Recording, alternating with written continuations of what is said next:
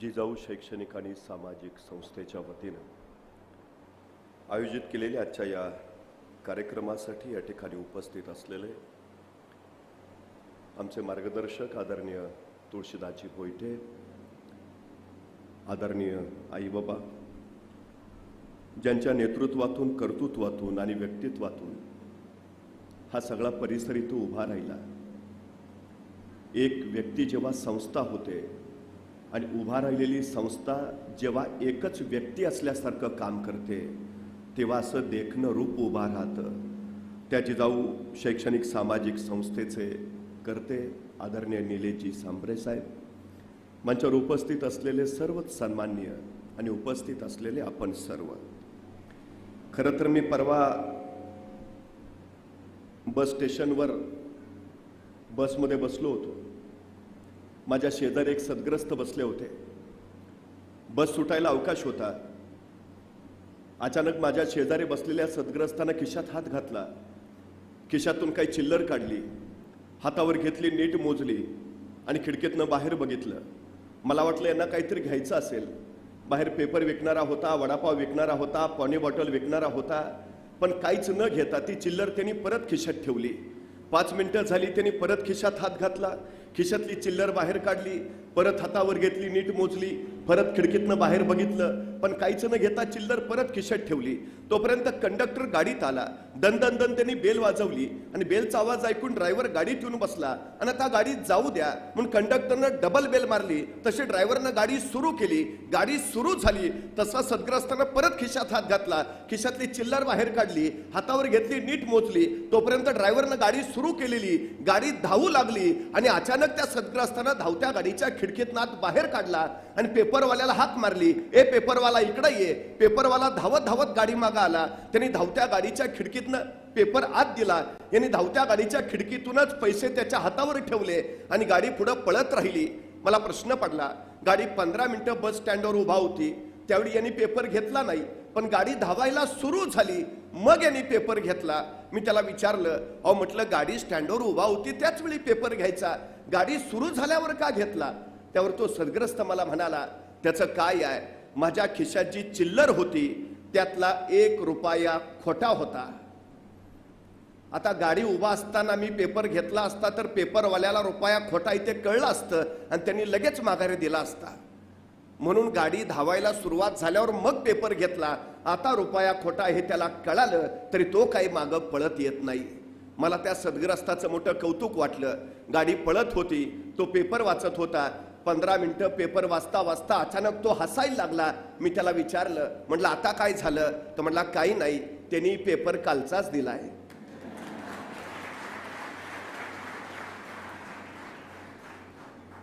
खरं तर आयुष्य नावाच्या गाडीतनं प्रवास करताना असे अनेक जण भेटतात जी खरी म्हणून खोटी चिल्लर माणसांच्या हातावर ठेवतात।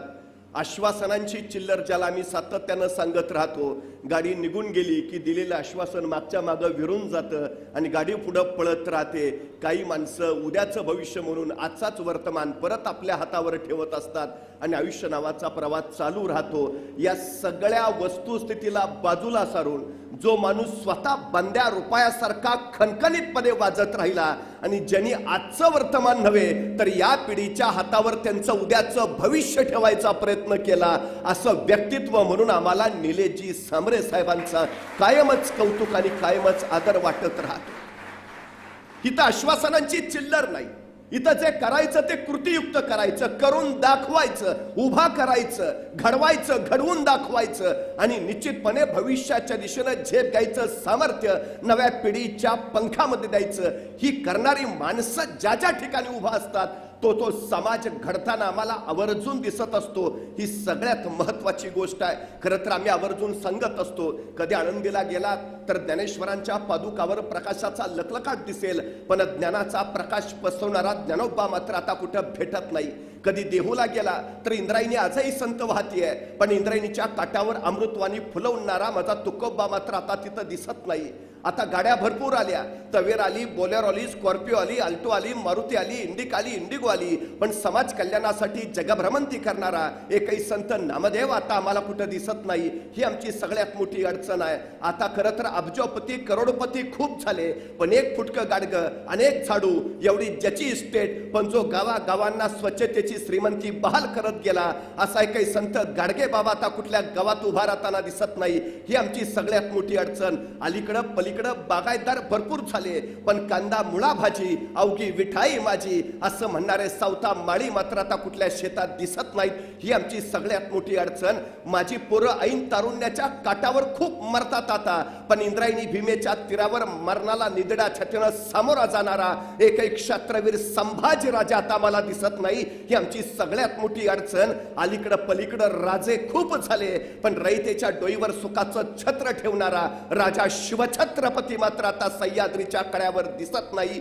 ही आमची सगळ्यात मोठी अडचण. खरं तर अलीकडं पलीकडं देवी खूप झाल्या, पण समाजाला समाजाचं पुण्य बहाल करणाऱ्या पुण्यश्लोक अहिल्या देवी आता कुठं दिसत नाहीत. ही आमची सगळ्यात मोठी अडचण. आमची पोरं अमेरिका, रशिया, चीन, जपानला पुष्कळ जातात आता, पण माझ्या भारतीय धर्मसंस्कृतीची पताका स्वतःच्या खांद्यावर घेऊन अमेरिकेच्या शिकागोमध्ये नेऊन फडकावणारे एकही स्वामी विवेकानंद आता कुठं दिसत नाहीत. ही आमची सगळ्यात मोठी अडचण आहे. आता खरं तर आज शाली पंगरणारे, शाली घालणारे सुद्धा अनेक जण दिसतात, पण आपल्या मायेची शाल माणसांच्या मनावर पांघरणारे संत कबीर आता कुठं भेटत नाहीत. ही आमची सगळ्यात मोठी अडचण आहे. आता घराघरामध्ये आया खूप झाल्या, पण शिवबा पैदा करणारी जिजाऊ आता कुठं दिसत नाही. ही सगळ्यात मोठी अडचण आहे आमची. आता म्हणजे माणसं तर कालही जन्माला येई होती, माणसांची गर्दी आताही आहे, पण कालच्या माणसांच्या गर्दीत माणसं होती, आताच्या माणसांच्या गर्दीत आम्हाला माणसं शोधावी लागतायत. ही आमची सगळ्यात मोठी अडचण आहे. म्हणजे माणसांच्या गर्दीत माणूस शोधतो मी, अशी व्यथा अनेक जण व्यक्त करत असतात. ही आमची अलीकडची सगळ्यात मोठी शोकांतिका आहे. पण या सगळ्या प्रश्नांची उत्तरं शोधायची असतील आणि माणूस कुठं भेटेल याचं उत्तर जर पाहायचं असेल तर निश्चितपणे त्यांनी झाडपोलीमध्ये येऊन उभा राहावं. इथं तुम्हाला ज्ञानेश भेटेल, इथं तुम्हाला तुकोबराय दिसतील, इथं तुम्हाला विवेकानंद साधतील, इथं तुम्हाला अहिल्यादेवी दिसतील, इथं तुम्हाला मासाहेब जिजाऊंची रूपं सुद्धा दिसतील. ही सगळी जडणघडण जिजाऊ नावाच्या चालत्या बोलत्या विद्यापीठामध्ये इथं तयार होत आहेत. हे माझ्यासारख्या फिरस्ते करणाऱ्या माणसालाच अभिमानानं सांगावंसं वाटतं. या कोवळ्या कळ्या माझी घडतील उद्याचे तानाजी, बाजी आणि शिवाजी असं म्हणण्या इतपत सामर्थ्य आपण इथं निलेजी खरंच निर्माण करून ठेवलंय. हे आपलं सगळ्यात मोठं कार्य मानावं लागेल, ही आपली सगळ्यात मोठी कृती म्हणावी लागेल. खरं तर कधीतरी आपण शांतपणे विचार केला तर काही गोष्टी आपल्या लक्षात येतात. हा तुमचा पट्टा निसर्ग संपदेनं समृद्ध आहे, पण बुद्धी संपदेनं सुद्धा तितकाच समृद्ध आहे. फक्त संधी मिळणं गरजेचं आहे आणि साधनं उपलब्ध असणं महत्वाचं आहे. संधी आणि साधनं उपलब्ध करून देण्याचं प्रचंड मोठं कार्य आपण करत आहात, जेणेकरून या बौद्धिक संपदेला कर्तृत्वाचं आभाळ निर्माण करता येईल. ही सगळ्यात महत्वाची गोष्ट आहे. मला प्रश्न पडतो, जर आमच्या महात्मा ज्योतिबा फुलेंनी पुण्याच्या भिडेवाड्यात मुलींची पहिली शाळा काढली नसती तर आज एवढ्या संख्येनं इथं माझ्या माई माऊली भगिनी उभा रस्ताना बसताना कला कधी दिसल्याच नसत्या. मला आज पुन्हा एकदा वाटतं, महात्मा ज्योतिबा फुलेंनी दिलेला वारसा आपण संपन्नपणे इथं चालवत आहात आणि खऱ्या अर्थानं उद्याच्या सावित्रीबाई, उद्याच्या अहिल्यादेवी आणि उद्याच्या जिजाऊ आपण तयार करत आहात. हे सगळ्यात महत्वाचं कार्य खरं तर आहे. खरं तर एक गोष्ट आपण लक्षात घेतली पाहिजे. खरं तर झाडाखाली बसून झाडाच्या काटकीनं मातीमध्ये अक्षरं गिरवून शहाणं झालेल्या सावित्रीबाई यांना ज्योतिबांनी सांगितलं, फक्त तुम्ही शिकायचं नाही, तुम्हाला इतरांना सुद्धा शिकवायचं आहे, एवढं फक्त लक्षात घ्या. आणि खऱ्या अर्थानं फक्त आपल्यापुरतं शिक्षण नव्हे तर आपल्याकडून ते शिक्षण इतरांना मिळालं पाहिजे, यासाठी झपाटलेपणाचं आयुष्य व्यतीत करणाऱ्या सावित्रीबाई फुले ह्या खऱ्या अर्थानं स्त्री शिक्षणाच्या जननी ठरल्या. ही गोष्ट आपण लक्षात घेतली पाहिजे. तत्कालीन काळामध्ये प्रचंड मोठं कार्य उभारलं. मी वारंवार असं सांगत राहतो की आपण किती उंचीवर पोहोचलो यावर आपलं यश ठरत नाही, तर त्या उंचीवर आपण किती जणांना घेऊन आलो यावर आपलं यश ठरतं. निलेशजी, मी तुम्हाला यशस्वी मानतो ते एवढ्यासाठी की आपण स्वतः उंचीवर पोहोचला असाल, पण त्या उंचीवर आपल्या सोबतचे सगळे आले पाहिजेत यासाठी तुम्ही जे कष्ट करता आहात, ही यशस्वीता खऱ्या अर्थानं त्याची आहे. हे सार त्याचं आहे. कारण जो वसा दिला होता ज्योतिबानी सावित्रीबाईंना, तोच वसा घेऊन मी घडलो आहे, आता मला समाज घडवायचा आहे, या उर्मीनं आपण झेपावत आहात. ही सगळ्यात महत्वाची गोष्ट आहे. खरं तर आपण आपल्या या संस्थेला राजमाता राष्ट्रमाता जिजाऊंचं नाव दिलं. खरं तर मासाहेब जिजाऊ या तर स्वराज्याच्या जननी आहेत, स्वराज्य संकल्पिका आहेत. आपण नीट जर विचार केला तर आपल्या लक्षात येईल की या संस्थेचं नाव जिजाऊ, या जिजाऊ नावातच केवढा व्यापक अर्थ साधारणपणे आम्हाला दिसून येतो आहे. खरं तर शहाजीराजे पराक्रमी होते, प्रचंड मोठे महान योद्धे होते. भातवडीची लढाई त्याने जिंकली, गनिमी काव्याचा पहिला प्रयोग त्याने इथं केला आणि त्यावेळी प्रचंड मोठं यश संपादन केलं. प्रचंड मोठी कीर्ती शहाजीराजाला मिळाली आणि शहाजीराजे पराक्रमाची ती कीर्ती घेऊन दौडत आपल्या राजवाड्याकडे निघाले. परंपरेनुसार जिजाऊ राणी सरकारांनी या पराक्रमी योद्ध्याचं औक्षण करायला महाद्वारात येणं अपेक्षित होतं. शहाजीराजे राजवाड्यात पोहोचले खरे, पण महाद्वारात त्यांना जिजाऊ राणी सरकार दिसेनात. शहाजीराजांना काही कळेना, एवढा पराक्रम गाजवून आलो आणि आमच्या राणी सरकार आमचं औक्षण करायला नाही. तन तन तन तन ते आत गेले तर महालामध्ये शांत चित्त बसलेल्या जिजाऊ राणी सरकार शहाजीराजांनी त्यांना विचारलं, आमचा पराक्रम आपल्यापर्यंत पोहोचला नाही की काय? तशा जिजाऊ राणी सरकार म्हणाल्या, आपला पराक्रम पोहोचला. मग परंपरेनुसार महाद्वारात आपण आमचं औक्षण करायला येणं अपेक्षित होतं. आपण महाद्वारात आला नाहीत, आपण इथं आतही आमच्या औक्षणासाठी उभा राहिला नाहीत. तशा जिजाऊ राणी सरकार म्हणाल्या, कुणाचं औक्षण तुम्ही करायचं आणि का? राजे, हा पराक्रम परक्यांची तक्त मजबूत करण्यासाठी, हा पराक्रम त्या शाह्या बलाढ्य करण्यासाठी, हाच पराक्रम जर रयतेचं राज्य उभा करण्यासाठी घडला असता, हाच पराक्रम जर स्वराज्य निर्माण करण्यासाठी खर्ची पडला असता, तरी जिजाऊ महाद्वारात नव्हे रणांगणावर तुमचं औक्षण करायला पोहोचली असती. जिजाऊ नावाच्या एका ठिणगीनं स्वातंत्र्य नावाच्या कल्पनेला जन्म दिला. या स्वातंत्र्याच्या कल्पनेतून स्वराज्य नावाची संकल्पना उदयास आली आणि शहाजीराजांनी 3 वेळा स्वराज्याचे प्रयत्न केले. 3ही प्रयत्न अपयशी ठरले आणि त्याच्यानंतरचा 4था प्रयत्न झाला. खरं तर शहाजीराजे फर्जंद होते, वजीर होते, महाराजा होते. सुखात जगता आलं असतं, ऐश्वर्यात राहता आलं असतं, पती पत्नीला स्वतःचा संसार करता आला असता, पण या दाम्पत्यानं स्वतःचा संसार बाजूला सरला आणि स्वराज्याचा प्रपंच उभा करायचं ठरवलं. प्रचंड मोठा त्याग केला. ठरलं असं की मासाहेब जिजाऊंनी शोभना घेऊन पुण्याला यावं आणि शहाजीराजांनी थोरले पुत्र संभाजींना बेंगलोरलाच घडवावं. उद्याच्या काळात शिवाजीराजांनी स्वराज्य महाराष्ट्रात उभा करावं आणि संभाजीराजांनी तेच स्वराज्य कर्नाटकात साकार करावं आणि एक प्रचंड मोठं अफाट साम्राज्य उभारावं. जे लोककल्याणकारी असेल. केवढा मोठा त्याग आहे. मी ज्यावेळी या सगळ्या परिसरातनं फिरत होतो, मला मासाहेब जिजाऊंचा तो वारसा ठाई ठाई दिसत होता. आपण जे कमावलंय ते सारं इतरांना देत राहावं. त्यागाची नेमकी कल्पना काय आहे? आपल्याकडे जे आलंय ते इतरांच्या उद्धारासाठी उपयोगात यावं. या दाम्पत्यानं अफाट त्याग केला. एकमेकांपासून सरळ वेगळे झाले. स्वतःचा संसार, स्वतःचा प्रपंच याचा विचार न करता. आणि सगळ्यात महत्वाची गोष्ट, 12 वर्षाच्या शिवबाराचे मासाहेब त्यांना घेऊन पुण्याला निघाल्या. एक पिता आपल्या पुत्राला काय देतो, नेमकं कोणते संस्कार देतो? सगळ्यात महत्वाची गोष्ट आहे. मानसशास्त्रज्ञ, जीवशास्त्रज्ञ असं सांगतात की नुकतंच जन्माला आलेलं एखादं नवजात बाळ तुम्ही आम्हाला आणून द्या आणि त्याला काय बनवायचंय ते सांगा, आम्ही त्याला बनवून दाखवतो.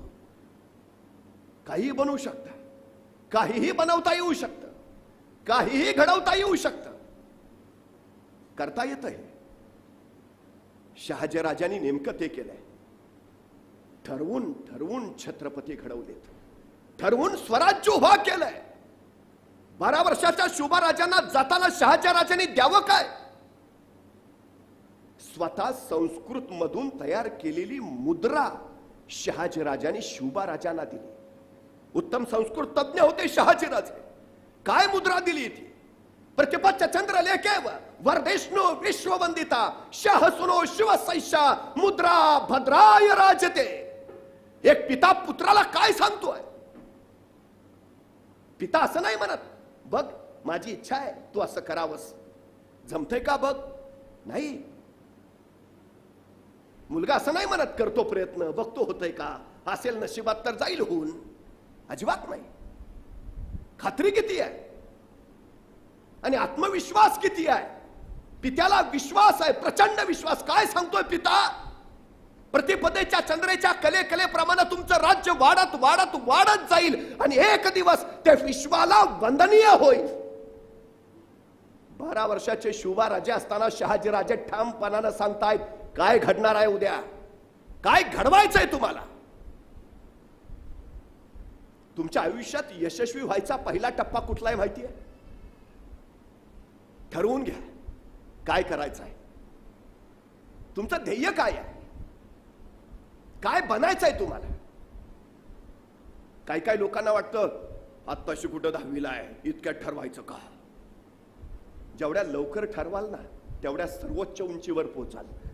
सचिन तेंडुलकरनं इयत्ता 4थीत ठरवलं आपण फलंदाज व्हायचं, झोकून दिला आपल्या ध्येयाच्या प्रती, तो जागतिक कीर्तीचा फलंदाज झाला. इरफान पठाणनं 9वीत ठरवलं आपण गोलंदाज व्हायचं, तोही भारतीय संघात गेला, पण तेंडुलकर एवढं यश नाही मिळवू शकला. जेवढ्या लवकर सुरुवात तेवढं सर्वोच्च यश. सुरुवात लवकर झाली पाहिजे, सगळ्यात महत्वाची गोष्ट आहे. सगळ्यात महत्वाची ध्येय ठरवा, काय करायचं आहे. आणि हे विसरून जा, मी ठाणे जिल्ह्यातनं येतो, मी पालघर भागातनं येतो, आमचा सगळा आदिवासी भाग आहे, मग आमच्यात कधी कुणी कलेक्टरच झालं नाही, मग आमच्याकडचं कुणी इकडं गेलंच नाही, मग ते मला जमेल का, मग ते मला होईल. या गोष्टीत पडूच नका, अजिबात नाही. तुम्ही ठरवा, जे व्हायचंय ते होता येतं, ही सगळ्यात महत्वाची गोष्ट आहे. 12 वर्षाचे शिवाजी महाराज आणि शहाजीराजे सांगतात तुमचं राज्य असं असेल की जे जगाला वंदनीय होईल. 12 वर्षाचे काय पुढचं बघितलंय कुणी? पण हे ध्येय निर्माण करणं असतं, ध्येय रुजवणं असतं, महत्वाकांक्षा प्रेरित करणं असतं. हे हे हे करणं. तुम्ही कोण आहात याला महत्व अजिबात नाही, तुम्ही काय करता हे फार महत्वाचं आहे. सगळ्यात महत्वाची गोष्ट आहे. सगळ्यात. तुम्हाला माहिती आहे जगाचा सगळा इतिहास काढा, सगळ्या आदर्शांची चरित्र वाचा, एकही बलाढ्य अफाट श्रीमंत त्यांनी इतिहास घडवलाय असं तुम्हाला एकही उदाहरण दिसणार नाही. सगळी सर्वसामान्य माणसं आहेत, सगळी शून्यातनं विश्व उभा केलंय त्यांनी. ज्याच्याकडे सगळं आहे ती माणसं काहीच निर्माण करू शकत नाहीत, आणि ज्याच्याकडे काहीच नाही त्यांनीच विश्व निर्माण केल्याची उदाहरणं आहेत. ही गोष्ट पहिली लक्षात ठेवा. त्यामुळे काय काय लोक कारण सांगतात, अरे काय काय असं झालं, आमची परिस्थिती नव्हती हो. तू गप. मला बाहेर राग येतो असल्या माणसांचा. आमची परिस्थिती नव्हती हो. परिस्थिती माणसाला घडवती नाही, परिस्थिती माणसाला बिघडवती नाही. माणूसच परिस्थिती घडवतो आणि माणूसच परिस्थिती बिघडवतो. ही सगळ्यात मोठी वस्तुस्थिती आहे, सगळ्यात मोठी. तुमच्या कमतरताना तुमची बलस्थानं बनवा. काय काय सांगतात आम्ही गरीब आहे. अरे चांगला आहे ना, मग श्रीमंत व्हायला तुला मिळालेली ही उत्तम संधी आहे. नाही जरा घरचे म्हणतात मला डोकं कमीच आहे, चांगला आहे ना, उत्तम आहे. विद्वान व्हायला तुला मिळालेली ही सर्वोत्तम संधी आहे. अरे जे नाहीस ते तर तू झालं पाहिजे, जे आहेस ते होऊन काय करशील. कमतरताना बलस्थानं बनवा. कमतरता संधीत रूपांतरित करा आणि संधीचं सोनं करायला शिका.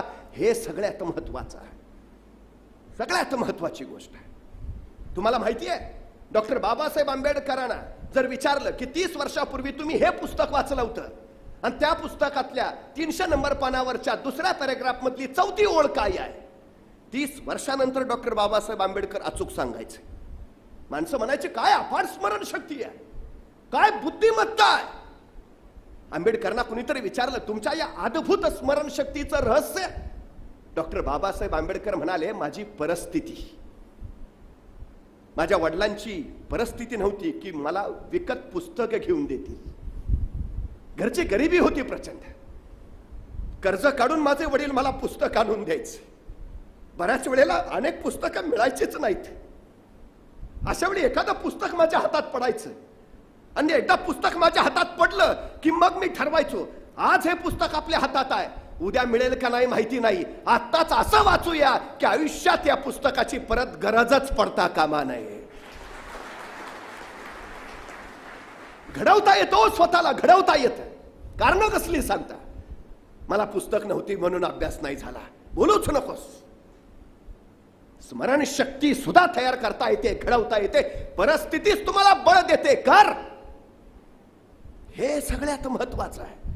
हे शहाजीराजांकडे काय आहे? आपल्या पोराच्या उरात महत्वाकांक्षा फुलवता येते. काय? प्रतिपदेच्या चंद्राच्या कले कलेप्रमाणे तुझं राज्य वाढत वाढत जाईल. कशाच्या जोरावर? देताय काय सोबत?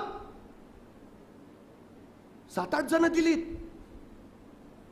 आणि शहाजीराजे शुभराजांना म्हणाले, हे तुमचं मंत्रिमंडळ नाही. हे शहाजीराजांनी सांगितलं, आज हे छोटं मंत्रिमंडळ देतोय. राजे, तुम्हाला तुमच्या कर्तृत्वावर स्वतःचं मंत्रिमंडळ उभा करायचं आहे. ही महत्वाकांक्षा आहे. आणि काय दिलं महाराजांनी? महाराजांनी शुभाराजांना भगवा ध्वज दिला. उद्याच्या उभा राहणाऱ्या तुमच्या स्वराज्याचा हा दौलत ध्वज असू द्या. पण त्याच वेळी सांगितलं, राजे, हा ध्वज साधा नाही बरं. हा भगवा पेलायला मनगटात रग आणि छातीत धग असावी लागते. हा साधा नाही. हा भगवा भगवान श्रीकृष्णांचा आहे. हा भगवा प्रभू श्री रामचंद्रांचा आहे. हा भगवा रामकृष्ण हरी म्हणत वारीला जाणाऱ्या वारकऱ्यांचा आहे. हा भगवा हर हर महादेव म्हणत रणांगणावर उतरणाऱ्या धारकऱ्यांचा आहे. हा भगवा त्यागाचा आहे, भगवा शौर्याचा आहे, भगवा अस्मितेचा आहे, भगवा स्वाभिमानाचा आहे. राजे, हा भगवा भगवा फडकत राहू द्या. काय काय संस्कार, काय सांगितलंय का पित्यानं? काय महत्वाकांक्षा रुजवली? तुम्हाला माहिती आहे, 12 वर्षाच्या असताना शुभाराजांना शहाजीराजांनी हे सगळं दिलं. आणि 6 जून 1674 शिवाजी महाराजांचा राज्याभिषेक झाला. या राज्याभिषेकाच्या वेळी आपल्या पित्यानं दिलेलीच राजमुद्रा शिवाजी महाराजांनी स्वराज्याची राजमुद्रा म्हणून स्वीकारली. पित्यानं दिलेलंच मंत्रिमंडळ अष्टप्रधान मंडळ म्हणून स्थापित झालं. आणि पित्यानंच दिलेला ध्वज या स्वराज्याचा भगवा दौलत ध्वज झाला. 12 वर्षाचे असताना पित्यानं पेरलेलं स्वप्न राजांनी 1674 पूर्ण केलं. ही महत्वाकांक्षा असते. तुम्ही जे पेरता ते उगवतच. असं कधीच होत नाही की पेरलंय आणि उगवलंच नाही. नाही, आज नाही उद्या उगवेल, 100% उगवतच. पेरायला तर शिकलं पाहिजे. एका शेतकऱ्याला विचारलं, यंदा शेतात गहू केलाय का? तो म्हणला, नाही, यंदा पाऊस कमी पडायची शक्यता आहे, त्यामुळे गहू पेरलाच नाही. मग यंदा मका तरी केलाय का? नाही, यंदा मक्यावर कीड पडायची संभावना आहे म्हणून मकाही केला नाही. अरे म्हटलं, मग यंदा शेतात पेरलंय काय? नाही, कुठला धोकाच पत्करायला नको म्हणून यंदा काही केलंच नाही. अरे तुम्ही जर काय पेरलंच नाही तर काय उगवणारच नाही. उगवायचं असेल तर तुम्ही पेरायला तर शिकलं पाहिजे. सगळ्यात महत्वाची गोष्ट. आणि एक गोष्ट लक्षात ठेवा, एक दाना पेरला ना 1000 दाणे कमवत असता तुम्ही. सगळ्यात महत्वाची गोष्ट. एक एक एक. मी खरं तर निलेशजींच्या आई वडिलांचं कौतुक करतो. हा निलेश नावाचा एक दाना तुम्ही पेरलाय मातीत, आज ही 1000 दाणे सगळे आम्हाला बसलेले उगवले दिसतात. केवढी केवढी करामत असते एकाची, केवढी करामत असते. हे सगळ्यात महत्वाचा एक जिजाऊ ज्यांच्या संकल्पनेतलं स्वराज्य पती त्या ध्येयाप्रती लागला, जिने अयशस्वी प्रयत्न केले आणि 4था प्रयत्न पुत्राच्या माध्यमाने सुरू केला. काय? अबे करे नावाचा फ्रेंच प्रवासी चौलच्या शिवाजी महाराजांच्या कार्यालयात आला. त्याला राजापूरच्या बंदरात जायचं होतं, पण शिवाजी महाराजांच्या कार्यालयाचा परवाना असल्याशिवाय त्याला पुढे प्रवास करताच येणार नव्हता. तो चौलच्या शिवाजी महाराजांच्या कार्यालयात गेला, मला पुढे राजापूरला जायचंय, परवाना द्या. आणि शिवाजी महाराजांचा अधिकारी परवाना तयार करत बसला होता. आणि त्या वेळेत या एबेकरे नावाच्या फ्रेंच प्रवाशानं शिवाजी महाराजांच्या अधिकाऱ्याला विचारलं, तुमच्या शिवाजी राजांचं ध्येय काय आहे? तुमच्या शिवाजी महाराजांची महत्वाकांक्षा काय आहे? तुमच्या शिवाजी राजांची स्वप्न काय आहेत? आणि शिवाजी महाराजांच्या कार्यालयातला तो अधिकारी म्हणाला, माझ्या राजांचं स्वप्न, माझ्या राजांचं ध्येय, माझ्या राजांची महत्वाकांक्षा सिंधू नदीपासून बंगालच्या उपसागरापर्यंत, अहद काश्मीर पासून तहद कन्याकुमारी पर्यंत, अहद तंजावर पासून तहद पेशावर पर्यंत अखंड स्वराज्य उभा करायचं आणि त्या स्वराज्यावर भगवा डौलानं फडकवत ठेवायचा, हे माझ्या राजाचं ध्येय. केवढं मोठं स्वप्न बघितलंय महाराजांनी. आणि महाराजांपुरतं मर्यादित आहे का? नाही.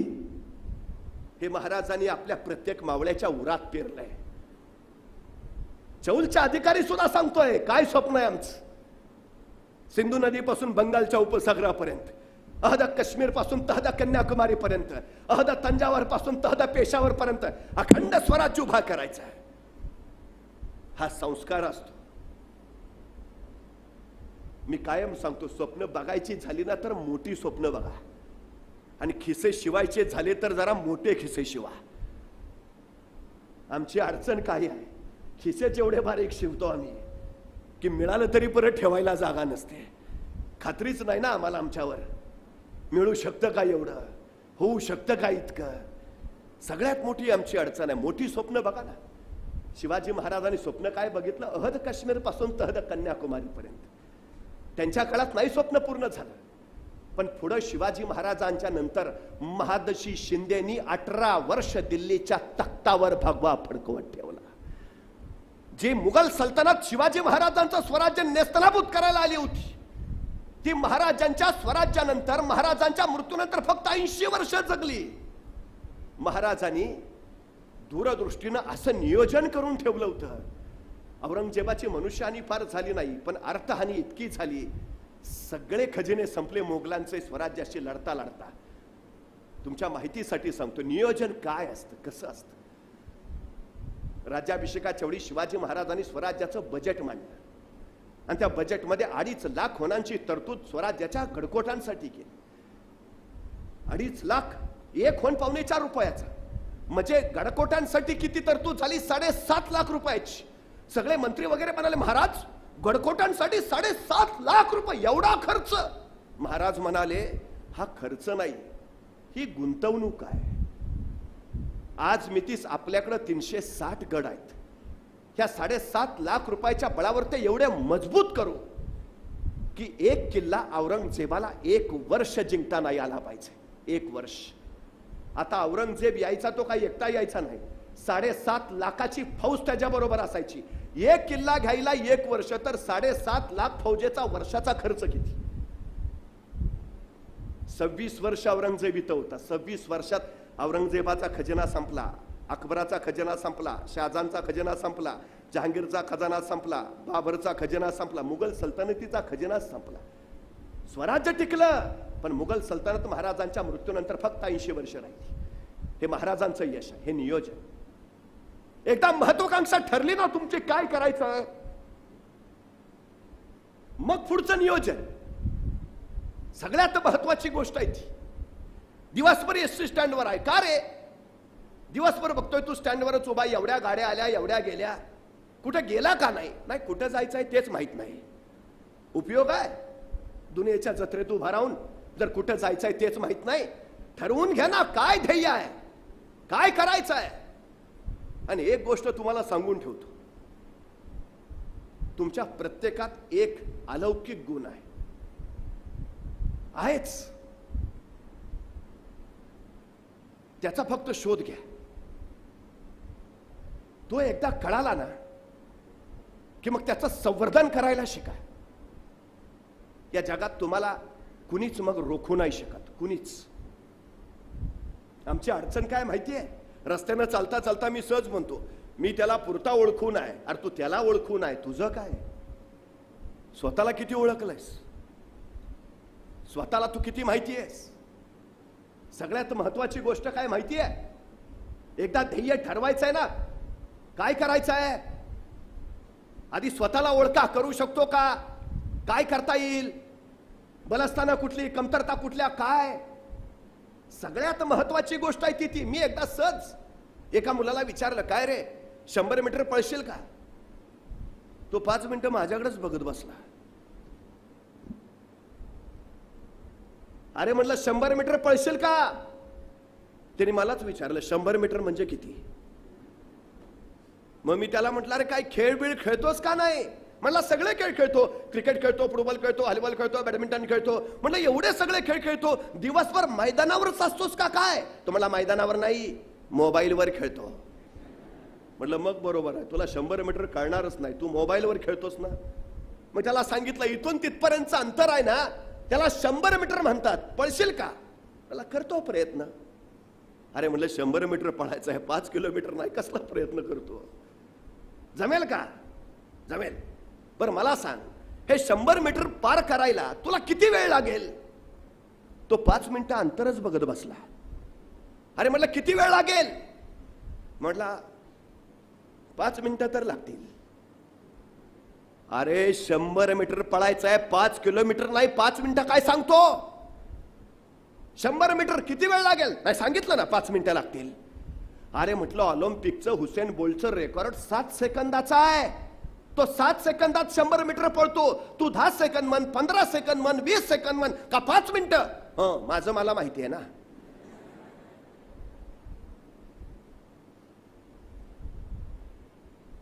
आमच्या क्षमताच आम्हाला माहिती नाहीत. अडचण कुठली आहे माहिती आहे. आमच्यात काय आहे हेच आम्हाला माहिती नाही. अरे त्याला म्हटलं 100 मीटर पळायचं आहे रे, 7 सेकंदात हुसेन बोल्ट पळतो, तुला किती वेळ लागेल. सांगितलं ना 5 मिनिटं लागतील.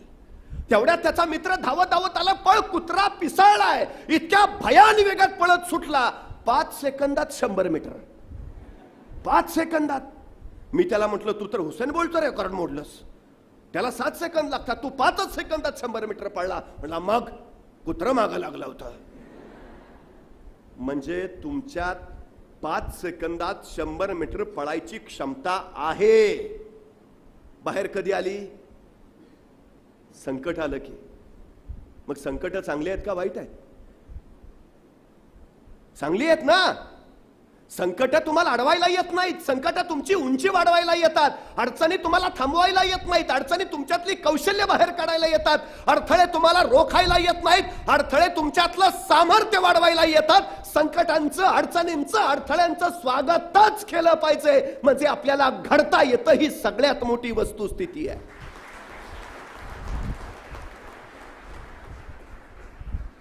हे सगळ्यात महत्वाचं आहे. त्यामुळे ध्येय ठरवताना संकटांचा विचार अजिबात करायचा नाही, विषयच नाही. आधी ठरवून घ्या काय करायचं आहे, सगळ्यात महत्वाचं. आणि एकदा ध्येय ठरलं की महत्वाची असते दिशा. महत्वाची ती एकदा माहिती व्हायला पाहिजे. निलेशजींना वाटत होतं माझ्या या आदिवासी भागातली पोरं कलेक्टर झाली पाहिजेत, म्हणून ते शासन दरबारी गेले नाहीत. हो ते आमच्या इथे एखाद्या अभ्यासिका काढताय का. हो ते आमच्या मुलांना पुस्तकं मिळत नाहीत, एखादं ग्रंथालय सुरू करताय का. दिशा कुठली. 4 लोकांकडे जायचं, मदत ही नाही घडवून. दिशा ठरली, मी बाकीच्याकडे जाणारच नाही. सरकार प्रशासन राहू दे, मला काय करता येतंय ते मी बघतो ना.